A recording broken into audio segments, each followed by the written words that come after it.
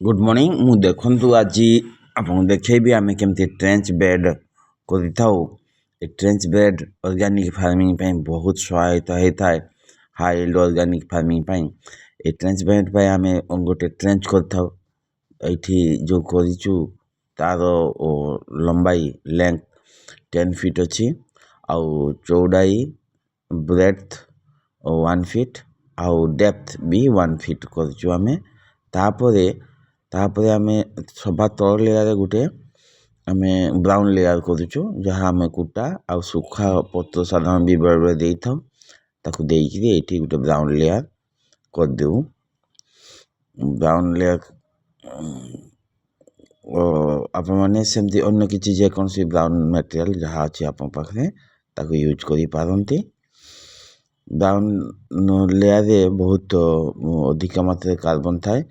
तो जहाँ कार्बन कमी को ये पूरण करता आम ब्राउन लेयर है आम साधारणतः गोटे ग्रीन लेयर दो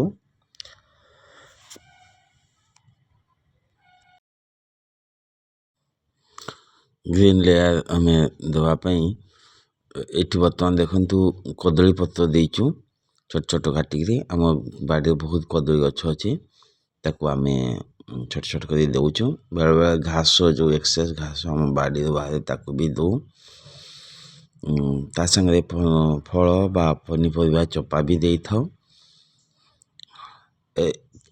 एमती देले जो green layer actually rich in nitrogen से नाइट्रोजन कमीटा भी पूरा करता है आम गोटे गोबर आउ पानी गोटे घड़ बन था 50% गोबर आ 50% पानी नहीं गोटे घड़ बन दे था डिकम्पोज करने जो तले जो ऑर्गेनिक मटेरियल सब देलु ताकू बा जो बायो वेस्ट गुड़ा देलु ताकू डिकम्पोज करने बहुत सहज हुए और खूब रिच फर्टाइल रूट अंदर माने भितर आमको मिल जाए जहाँ पे गछ सुंदर प्रोडक्शन दे पार। अच्छा तो यहाँ तो तल लेयर हो गला ऊपर आम पुणी माटी भी दो पटिंग सॉइल दो देखो आम पटिंग सॉइल दौचु यहाँ आम निजे बनईचु ये पटिंग सॉइल टाक जहाँ 50% आम थर्माल कंपोस्ट जेटा आम बनईचु आ 50% माटी को लेकिन बनाई मु देखो निजे काम करे प्रत्येक दिन 2 ରୁ 3 घंटा समस्त सहित मिसी काम करे